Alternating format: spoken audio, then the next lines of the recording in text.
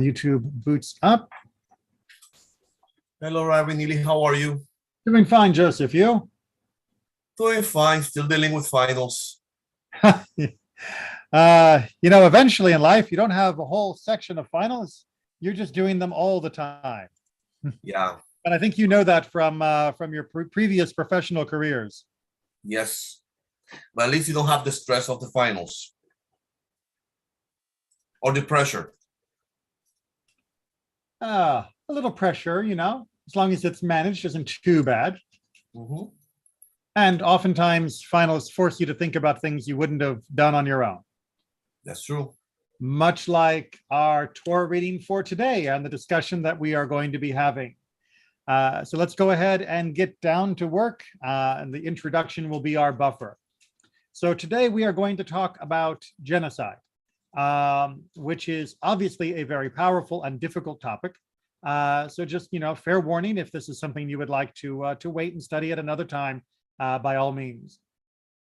Genocide is thrown around as a term far too casually, in my opinion. People will talk about genocide just because one group doesn't like their group. Genocide is more than that.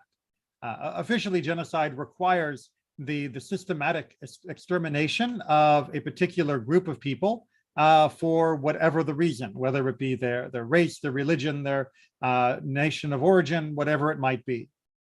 And there have been, unfortunately, many genocidal attacks in the past. Obviously, the Holocaust is most famous.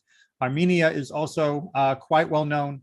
The genocide in Rwanda is a much more contemporary example. But we have to differentiate between genocide and war. War has been a feature of human life for as long as we've had records of human life. And even before our records in prehistory, we see signs of violent death being quite commonplace. But not every war is a war of genocide, and not every genocide takes place as a war, meaning under the conventional military style of attack, invade, and so on. In fact, most forms of genocide we've seen have been fought more about people resident within the country or within the area that was believed to be part of the country's rightful domain. But someone like, for example, Genghis Khan, sweeping across the plains and murdering millions of people, an even larger number in proportion to the world population at the time than we saw die in more recent wars, generally is not described as being genocidal. The mass murder that he caused was part of his conquest and loot. It was not a systematic attempt to exterminate one particular race, religion, people of national origin, etc. It was punitive and bloodthirsty, but it was not technically genocide. In the Torah, we have to look and confront something that is going to draw our attention towards the concept of genocide. In particular, the Torah talks about our eventual invasion of the land of Canaan, the land that was promised to Abraham, Isaac, and Jacob, the land that we are returning to. And in the process of discussing this land, we are told to annihilate the current inhabitants. And that phrase of annihilation is going to be difficult to unpack. So that is our topic for today. I'm not going to give away the answer. You should be uncomfortable for much of this conversation. You should be uncomfortable when you read these passages. Comfort shouldn't come unless it has been earned by study and reflection. Today will be hopefully part of your study and reflection on this topic, but obviously in an hour, there's no way to cover everything that needs to be said on this topic, not with regards to the Torah, and certainly not with regards to genocide as a human phenomenon. So take this as the beginning or part of your continuing education on the topic, but it is one that we should certainly be prepared to wrestle with, as it is nestled deeply within the Torah and the rest of the Tanakh. We will begin then in chapter 2 of Devariam in the book of Deuteronomy, and we are picking up on verse 24. And this is part of Moses's synopsis, his retelling of the history so far. of what it has been like since they left Egypt, the conflicts that they have faced, and how they have been dealt with. And his framing of this conflict is very important to our understanding of how the Torah itself wants us to feel about what has taken place. As you all know, because I can see, at least with my Zoom group, that you are all familiar students with me, the Torah does not usually give narrative commentary. It might put some commentary into the words of a few people occasionally. The book of Devarim is where we get the longest extended commentary within the Torah about what the Torah itself is doing. And as such, it makes it a very valuable resource. So, chapter 2, verse 24, let us pick up. Arise, march on and cross the Wadi Arnon. See, I have given into your hands Sihon, king of Heshbon, and the Amorite and his land. Start, take possession, and stir yourself up against him in battle. This day, I will start to put the terror of you and the awe of you upon the peoples that are under all the heavens, so that when they heard rumors of you, they will shudder and writhe before you. That this is the beginning, if you will, of the fearful reputation that the Israelites will have. We see this reputation reflected in the words of Rachav in Jericho when the spies come to visit. And this is part of the beginning, if you will, of the conquest of Canaan. Now, I sent messengers from the wilderness of Kedemot to Sihon, king of Heshbon, words of peace, saying, let me cross through your land on the main route. On the main route I will go. I will not turn aside, right or left. As for food, for silver you may market it to me that I may eat. As for water, for silver you may give it to me that I may drink. Only let me cross on foot. As the children of Esau who are settled in Seir did for me, and the Moabites who are settled in Ar, until I have crossed the Jordan into the land that Adonai our God has given us. So this account of the request that was made to Sihon is notable for a number of things. One is that it was begun with, and I didn't scroll up far enough, it was begun with Divrei Shalom, with words of peace. And the words were simply, let us pass through. There was no intent and no attempt to seize the land of Sihon. The land was just a route between Egypt and going into Canaan via the east coast of the Jordan River. You need to pass through that land. And we'd already passed through a number of other places, as we saw in verse 29, where we went through peacefully with the understanding of the inhabitants. Here too, we just want to pass through. We are not going to fan out. That is a reference to the scavenging or living off the land that would often happen when large military groups would pass through territory. But no, we will not deviate from the main route. It'll be straight through. And if we want something to eat, we will buy it. If we need something to drink, we will pay for it.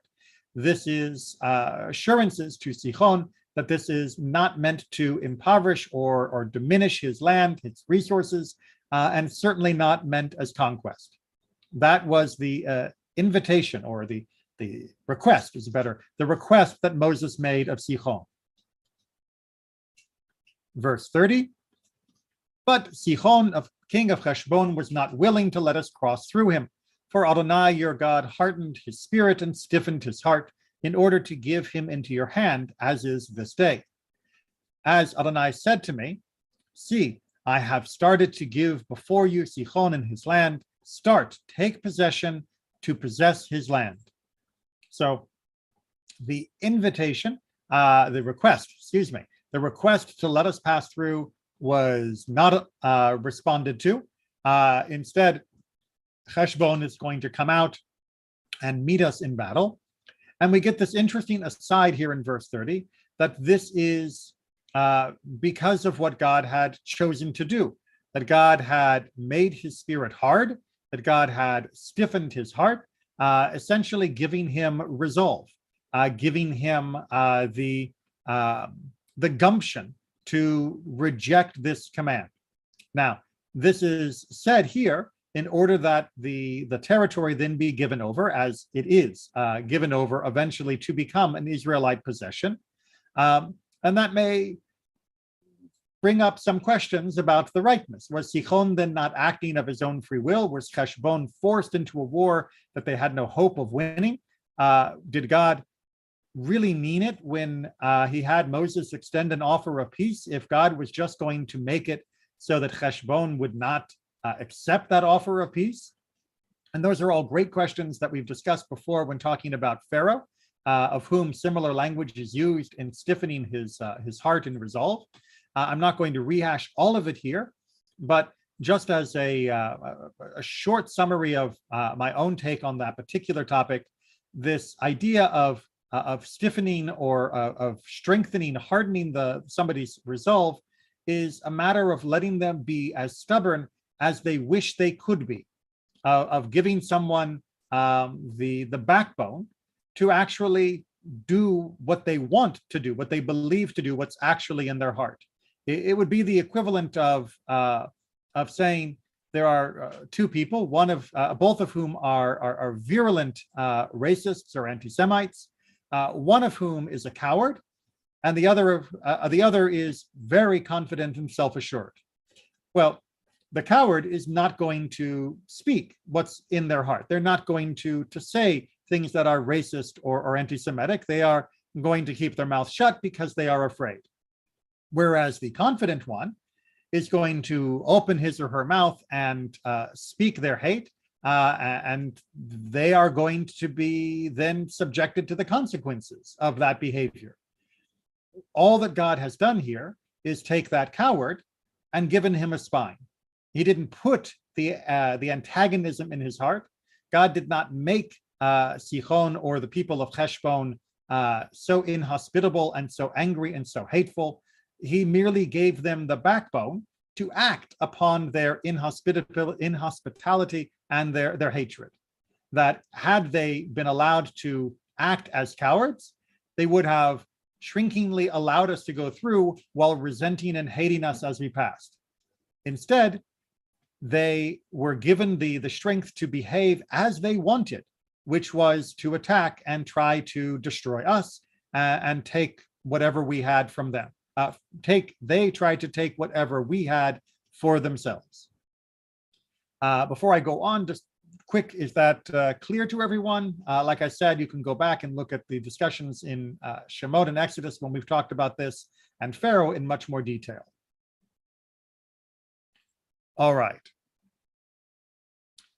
32, we get to the actual battle. And Sichon went out to meet us, he and all his people in battle at Yahatz, or Yatzah, sorry. It's one of those things where it's much easier to look at the Hebrew than it is at the translation. Yatzah is the proper pronunciation in Hebrew. But Adonai, our God, gave him before us, and we struck him and his sons and all his people. We captured all his towns at that time and devoted to destruction every town, menfolk, women, and little ones. We left no remnant. Of the animals did we plunder for ourselves, and the spoils of the town that we captured. So this concept of a total destruction, of devoted to destruction, as Everett Fox is translating here, v'nacharem, this concept of putting the town under cherem. Cherem is a very elusive word in Hebrew because it doesn't match well any English word in particular. It can mean a type of excommunication or ostracization. It can also mean here a full destruction. It can also mean a dedication of something so that it is no longer usable by non-sanctified population. So this concept of cherem, of being put beyond reach, is difficult for the modern mind to get its head around. But here, because it goes on to describe in much more detail, the entirety of the town is going to be killed, wiped out, meaning not only the soldiers in the battlefield, but all of the inhabitants, even those who didn't fight or even couldn't fight, including the women and the children of this community. all of that would be destroyed down to the ground. But in this case, the spoils, the animals, the loot would be taken and added to the wealth of the Israelites. Let's just finish this off for the last few verses here. From Aroer, that is on the bank of the Wadi Arnon, and the town that is in the Wadi as far as Gilad, there was not a city that was too lofty for us, for all of them Adonai our God gave before us, meaning this entire region along this bank of the Arnon, as far north as Gilad, were all taken, and the entire area was essentially wiped out.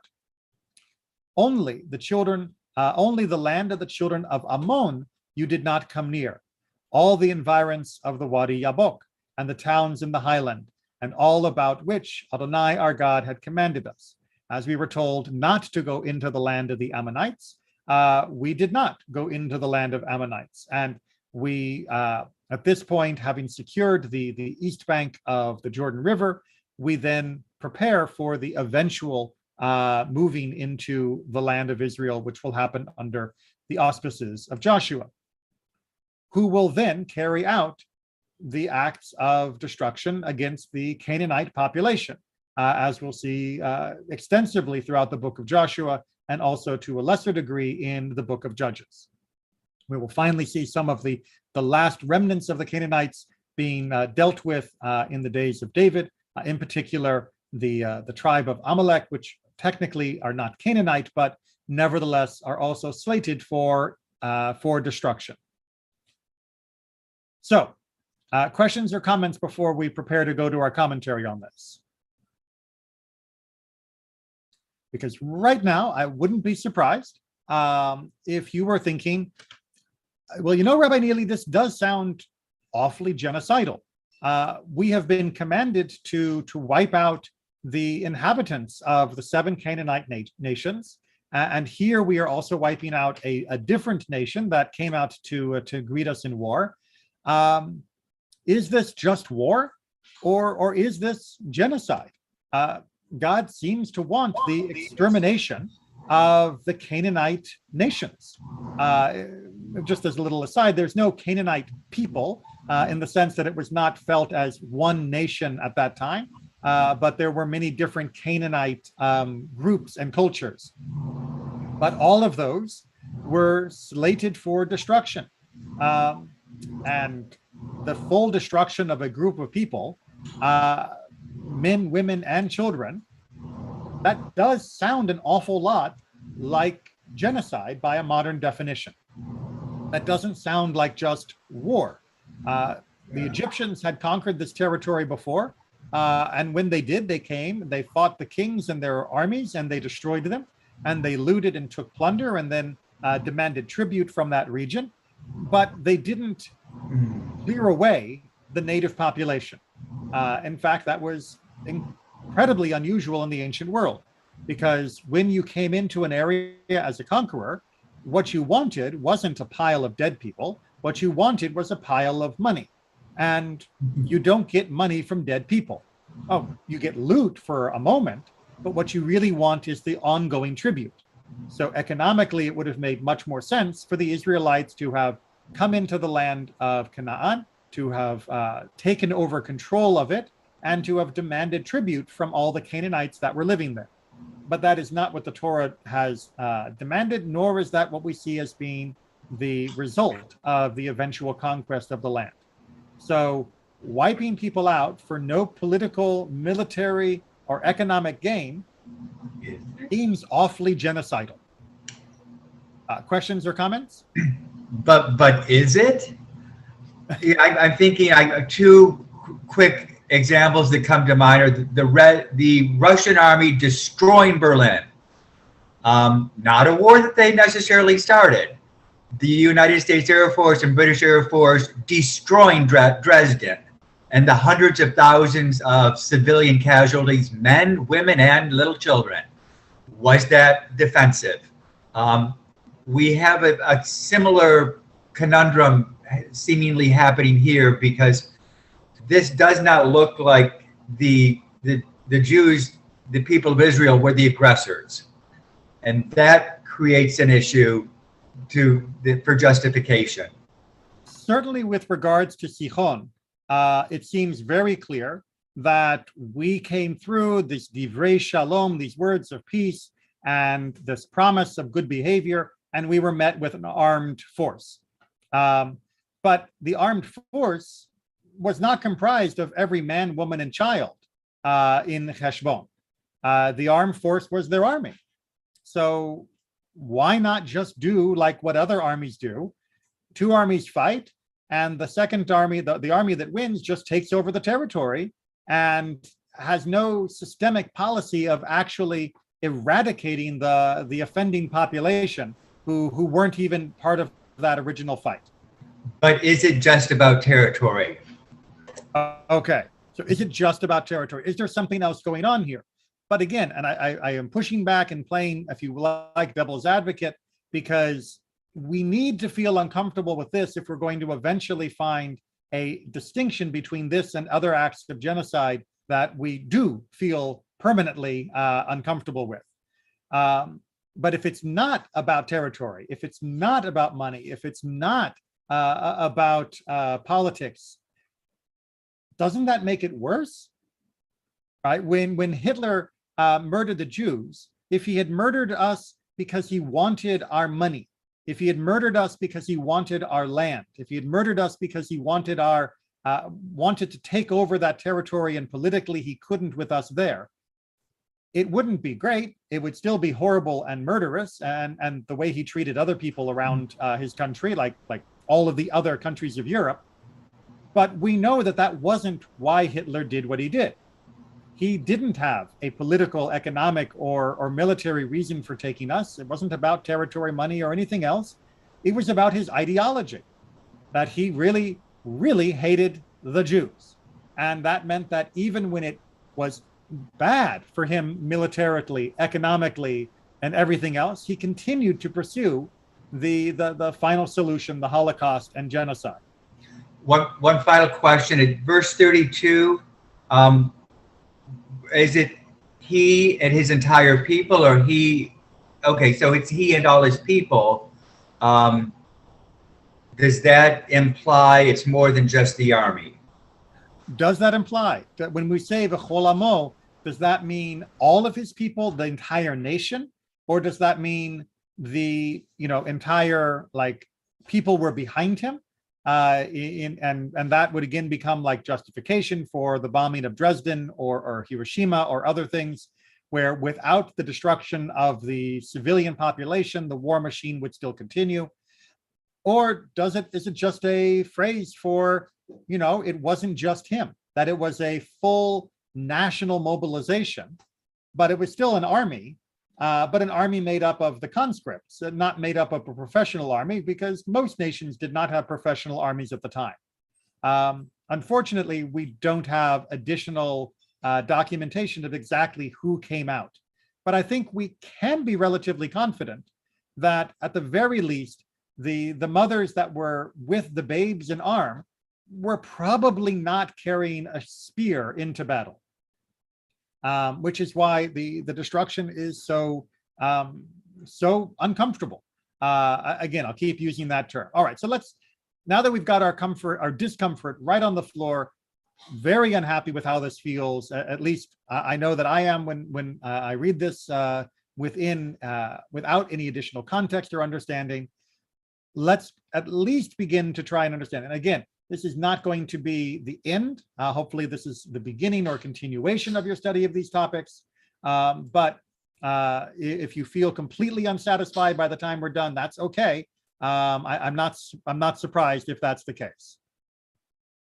So I want to begin, first of all, with a quote that I came across recently from a modern book by Jonathan Foer, Everything is Illuminated. Jews have six senses: touch, taste, sight, smell, hearing, the normal ones, and memory. While Gentiles experience and process the world through the traditional senses and use memory only as a second-order means of interpreting events, not entirely true, but I get what he's trying to say here. For Jews, memory is no less primary than the prick of a pin or its silver glimmer, or the taste of the blood it pulls from the finger. The Jew is pricked by a pin and remembers other pins. It is only by tracing the pinprick back to other pinpricks, when his mother tried to fix his sleeve while his arm was still in it, when his grandfather's fingers fell asleep from stroking his great-grandfather's damp forehead, when Abraham tested the knife point to be sure Isaac would feel no pain, that the Jew is able to know why it hurts. When a Jew encounters a pin, he asks, what does it remember like? Not just what does it feel like, look like, taste, etc. It is what does it remember like.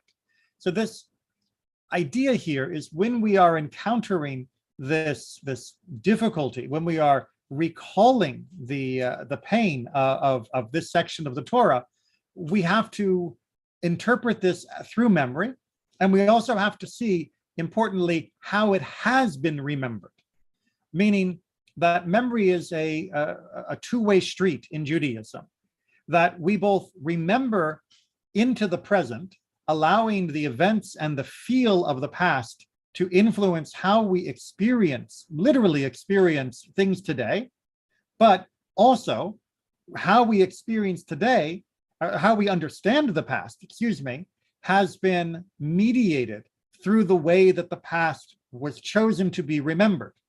That these acts, for example, Abraham testing the point at the Akedah, is a way that we remember it. It is not a unmitigated, untampered with memory. This is not a video clip of the event that we replay in our mind. It is a story that we retell, and in the retelling, we cast meaning into it that allows us to then preserve a meaning that becomes part of the memory going forward. As an important reminder, if you haven't looked into the modern investigation and research into human memory, this is exactly what really happens when the brain remembers. The brain is never just a second-order means of interpreting events. Memory is always being refreshed and reshaped as each remembrance continues to emphasize or de-emphasize different aspects. So we have to then look, how have we remembered this potential genocide of the Canaanite time period? How has this been passed down? Is this passed down as the glory days? Is this passed down about conquest for military, for money, for any other reason? What has the memory been? And thus, how does that remembrance impact us today? So let's look at how our different commentators throughout our history have reflected on this time, and from it, hopefully begin to understand what it means to us, rather than purely focused on a technical definition. So we'll begin with Ibn Ezra on Deuteronomy 20. I'll point you to Deuteronomy 20 on your own time. Many of the quotes that I'm borrowing here are from Deuteronomy 20 as well as Deuteronomy 2, because Deuteronomy 20 reemphasizes the commands that we will follow as we are about to go into the land of Israel. So when talking about the wiping out of the population, Ibn Ezra explains it is forbidden to give them food or drink. The general rule is that they were to kill them if possible. The latter applied to their days. So you might have thought, says Ibn Ezra, that the commandment to kill them was only a commandment of stabbing somebody with a sword, but no, killing them meant even to the point of not giving them food or drink. That if we couldn't kill them with a sword, we should at the very least allow them to die of hunger and thirst. Now, that's pretty stark. That's saying that you don't only kill them if you have a weapon, you kill them with every tool available. This is a total war of annihilation. However, you will notice that he also adds in what we could call a caveat, that the latter applied to their days, meaning that killing them wherever and however possible was a time-locked commandment. This was not a commandment in perpetuity. This was not a commandment that would persist to the modern day, for example, that this was a situational commandment and a commandment that was aimed at the seven nations and Amalek at that time. let's continue though, because that still hasn't given us much to go on. This is taken from Ramban, also known as Nachmanides. And we utterly destroyed every city, the men, the women, and their little ones. This idea of putting to cherem everything that was there. Who were the Amorites? And they were commanded thereon. Their little ones, who were of the Amorites, meaning the little ones were Amorites after all, and about them we were commanded, as it is said, but of their cities, of these people that the eternal your God gives you for an inheritance, you shall save alive nothing that breathes. Here taken from chapter 20. So the command seems to be wipe it all out. But Ramban adds a little wrinkle to us. Even so, Moses opened discussions with them peacefully, for such is the commandment. But to Og, the king of Bashan, he did not proclaim peace, because Og had come forth to battle against Israel before they even came to his city. So Ramban is beginning to make a distinction, which we are going to look at in much greater detail, that there seems to have been an offer of peace, even though there was a commandment of extermination, of cherem. And that seems to be a little contradictory, that yes, there was a commandment that nothing that breathes be left alive, and yet Moses opens with an overture of peace. It was rejected, as we know, but how are we going to reconcile that? And then we can contrast that with Og, the king of Bashan, where there was no opening of peace, but he explains that that was the case because Og was not somebody that we approached and gave an offer of peace, but he approached us in warfare. And as he brought his army against us, we did not stop and then offer peace in the face of his army, but instead we retaliated to the army that was already on the battlefield against us. So clearly, nobody is saying that if somebody shows up to fight you, that you shouldn't fight back. We definitely did against Og, and that makes perfect sense. But this seeming contradiction of offering peace to the Amorites here in chapter 2, when we are told in chapter 20 that nothing that's alive shall be left, nothing that's lives that shall be left alive, how do we reconcile that? Well, like I said, Ramban goes into a rather lengthy summary of this topic, and we're going to get to that now. So, Torah is speaking of an optional war, meaning that when the Torah is talking about that you shall do the same to all the cities which are even far from you, this is referring to what's known as a milchemet reshut. So there are two different types of war in Jewish teaching. There is a milchemet reshut and a milchemet mitzvah. There is a war that is permitted or optional war, and then there are wars that are commanded or a mitzvah war. And he's saying that there is a distinction being discussed between how we treat our enemies in a war that was purely optional, as opposed to a war that was commanded. For example, the conquest of Israel. And what happens in this? Well, Rashi wrote this based on Sifrei, that Torah is speaking of a battle waged in an optional war. But the intent of our rabbis with reference to this verse refers only to the later section, wherein there is a differentiation between the two kinds of war. He's going to explain that in just a second, but you can look at verses 13, 14, 15 if you would like to get more information. But the call for peace applies even to an obligatory mitzvah war. So Ramban is going to be very clear, as will Rambam later, that we offer a call of peace even in a war such as the conquest of the land of Israel. It requires us to offer peace terms even to the 7 nations of Canaan, for Moses proclaimed peace to Sihon, the king of the Amorites, and he would not have transgressed both the positive and negative commandments in this section. But you shall utterly destroy them, and you shall save alive nothing that breathes. So, like we said, there's a contradiction, like Ramban pointed out in his earlier comment, that Moses offered peace, but we were told to wipe out this population. How do you offer peace if your plan is to wipe them out? Well, it turns out that the offer of peace was genuine.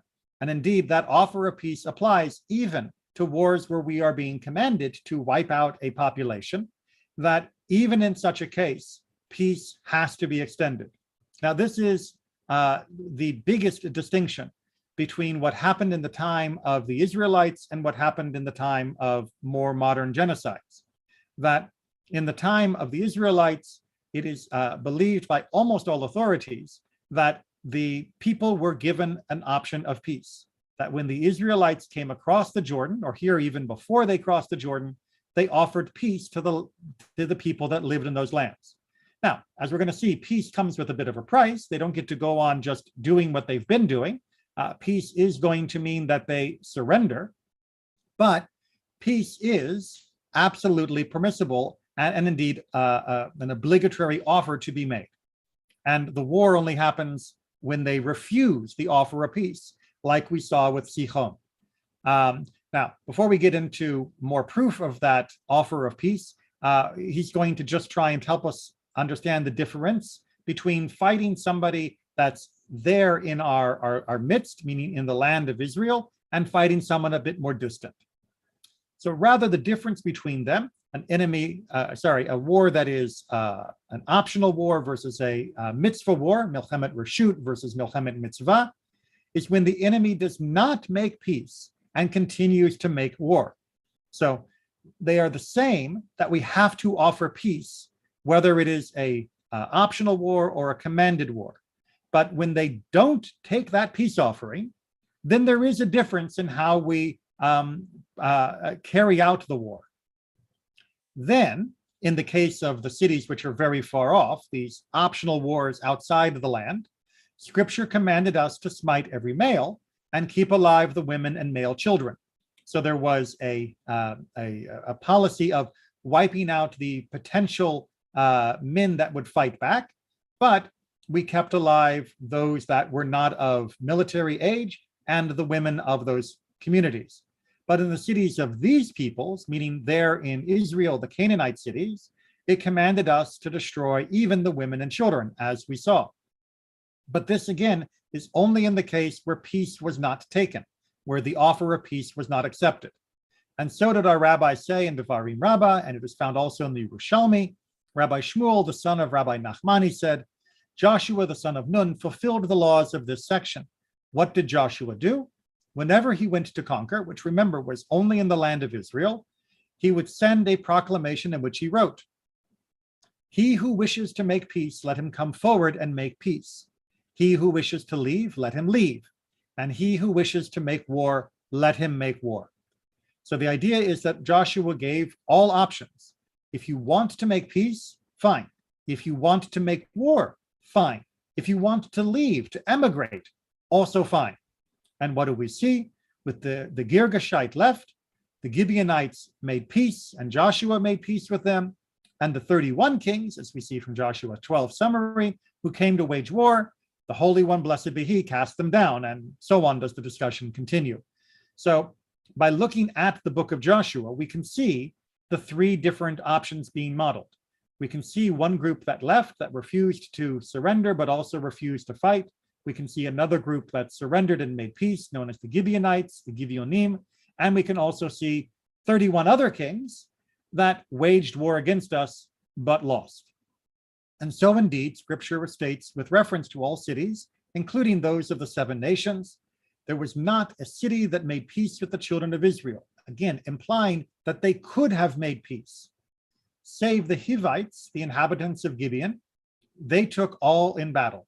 So, for it was in the eternal to harden their hearts to come against Israel in battle, that they might be utterly destroyed, as we talked about. But notice again that they were hardened in their hearts to do what they wanted to do, because they were given the option to do otherwise. They were given the option to make peace. Obviously, if they had wanted to make peace, the Israelites would have made peace with them. So Ramban is very categorical here of trying to make sure we understand that peace was always an option. Maybe they didn't want to surrender. We can understand that. But the fact that they wouldn't surrender becomes more of a mutual decision to go to war. And we'll remember that in most modern genocides, you see not a peace offering, but a policy of extermination despite the peace that is being given to them by the population. The Jews of Germany and the rest of Europe did not rise up against Hitler until after they had been attacked, and even then did so in only limited ways given the resources that they had. If complete armies were falling before the Nazis, it was unlikely that the Jews would have been able to fight back no matter what weaponry they had. We also can see in places like Rwanda and Armenia, the population was not rising up in some kind of war against their genocidal attackers. They were peaceful in prior to the attack. But we still have to remember that this probably is not how we would like the story to have been written. We are still, I hope, a little uncomfortable that while we are not guilty of attacking a peaceful population, a population willing to cooperate, the total destruction that was carried out probably makes us feel still uneasy.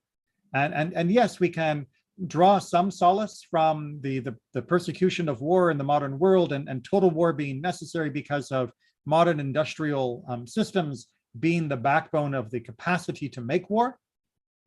But in truth, that was not such a similar situation in the ancient world. If you destroyed the army, the population was really not in a position to make war in a significant way against you. This was it was easier to wipe out an army and secure the population than it is in the modern time. So we should still feel a bit of unease at the population's destruction. But this quote here from a long essay by Daniel Castellano titled Cherem, the Israelite Wars of Destruction, gives us some important reminder. The condemnation of all acts of haram, of this total destruction, as intrinsically evil is a rash judgment, imposing principles developed from modern social conditions onto a time when the conditions for national survival were radically different. This will be made clear, meaning the rest of the essay, by analyzing the acts in question according to their historical context. While not excusing genocide at any point in history, we do need to be careful when we analyze the history of these acts to understand the context, which may or may not allow us to define those acts as genocidal. This is not to excuse genocide when it happens, but it is to make us very careful that when we look carefully at situations, we indeed are understanding them not just with a modern lens, but with a modern lens that is refracted through the context of the history in which they actually took place. So let's take a look a little bit more at how our tradition has tried to remember and understand this, while both explaining the permissibility of the act, as well as also helping us to remember it in a way that perhaps tries to move us away from the worst of what we might be imagining. So this is Chizkuni again from chapter 20. You must not allow anyone to remain alive. If you were to ignore this mitzvah, the survivors would stir up trouble, even internationally, I mean, even from the areas around Israel, over having been deprived of their ancestral land. And this is something that history has continually proven true. Indeed, it's proven true about us, having also stirred up trouble, if you will, about our ancestral land, that there was a very real concern that the new nation of Israel, which was only a confederation of tribes, would be in great danger if the local population was allowed to remain. Even those that had not gone out to fight, those that were underage, and the women, would still have a cultural determination to retake the land. And as such, especially in the time of the early settlement of Israel, the early nation would have been exceptionally vulnerable to being overthrown. The validity of this commandment is limited to the generation Moses is addressing, meaning the period during which the Israelites will be engaged in fighting the Canaanites in order to settle in the land promised by God to their patriarchs. Before we get to the if, which is trying to tell us that even by the Middle Ages, when Chizkuni lived, there was already understood that this was not telling you that all wars, that all Jews fight in all times are fought to destruction of the enemy down to the ground, but only during that particular infant period of Israelite history was this ever allowed. The memory of this war, while being justified, is also being neutered to avoid any militaristic or jingoistic attitudes from taking permanent root within Jewish conscience. That as we remember these battles, we remember them as being a terrible necessity of the time, not as being a template for militarism to come.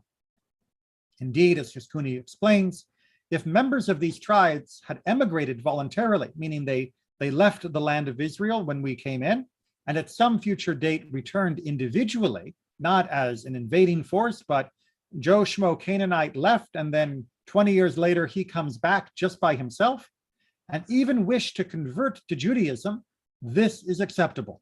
So yes, Haskuni is saying that there are now Jews alive that are probably descended from some Canaanites. There is some mixture of Canaanite within the Jewish people. According to this interpretation, the Israelites under Joshua did not sin when they accepted the conversion of the Gibeonites, even though they had misrepresented themselves. There was a little bit of a problem with the Gibeonites lying in the process, but even if the lie had not happened, the result still would have been acceptable. That it is still possible to allow the Canaanites to become Jewish and to allow them to live in the land if they had accepted peace in the first place. But even if they had left, refusing to accept, and then changed their mind and returned, they could have come in and been part of the Jewish people. And I'm just being very conscious of our time. We've got one more text to work through, and it's kind of a summary from how this was put down into a legal understanding by Rambam. Obviously, the chapter has much more to say than just this, but hopefully the summary will help. In a discretionary war, the optional war, the Milchemet Reshut, with one of the other nations, if they do not, meaning non-Canaanite nations, if they do not come to peaceful terms, or they make peace but do not accept the 7 commandments, the Noahide rules that we believe all other nations need to abide by, we engage in war against them and slay all their adult males, as we've seen. That's again taken from Deuteronomy 20. We take all their money and children as spoils. We do not kill the women or minors, as it says, the women and children, Deuteronomy 20 and also 234, which means the male children. However, with one of the 7 nations or with Amalek who do not make peace, we leave no soul alive. As it says, so shall you do with everyone. Only of the cities of the nations do not leave any soul alive. And with regarding Amalek, who gets special attention, erase the memory of Amalek. So even in this very stark and dry summary of what looked like wars of annihilation, we can see that at that time period, the commandments for one group was different than others, that the nations that surrounded us were less of a threat to our existence than the nations that were among us, and that even with regards to the nations among us, it was not intended to be a war of extermination. It was only meant to be a war of reducing their capacity to overthrow and destroy us, which means if they made peace, if they followed the 7 commandments, allowing them to then be righteous and good people with justice and laws, then that would be fine. They could continue to live and continue with their communities. That is perfectly acceptable. It is only when they took up arms, refusing to allow us to settle in peace, refusing to abide by the modicum of justice and laws that the Noahide commandments asked, that war became necessary. And it was only at that time period when the war needed to be a total war in order to secure the lasting permanence of the Jewish people as a people. Again, the great danger being not just that we might lose our territory, but that we would lose our identity itself. That this was a struggle for the existence of us as a nation, not just as landowners, but as a community that would be able to persist. And indeed, after this time period, we find that the Israelites and later the Jews, as we become called, were able to persist even without our land and even immersed within other cultures, because we had this moment, this window of opportunity to to gel as a people and as a group committed to Torah, and being able to thus carry that forward through whatever history would throw at us. All right, we still have a few minutes on the clock, so I will open it up for questions and comments. Quick question. The end of the parasha, we were told that the folks that inherited land on the east side of the Jordan, the Reubenites, the Ephraimites, Manassites, the men had to cross the Jordan to go to war, but their women, their children, their property was remaining behind. I guess unsecured, undefended. So that's in the context of all of this. They're going to be leaving behind vulnerable people and their property. And you can't very well have this threat still there without having been dealt with first. So, I mean, that has to be taken into account with all this, the way I see it. And certainly with regards to crushing the other nation's ability to make war, the idea that if we don't, then when we move from here to here, the place we left becomes undefended is absolutely true. But I think it's important to still recognize that Judaism has remembered this as not just a sound military strategy, but actually as a singular period in our history, that it was only a sound strategy at that time.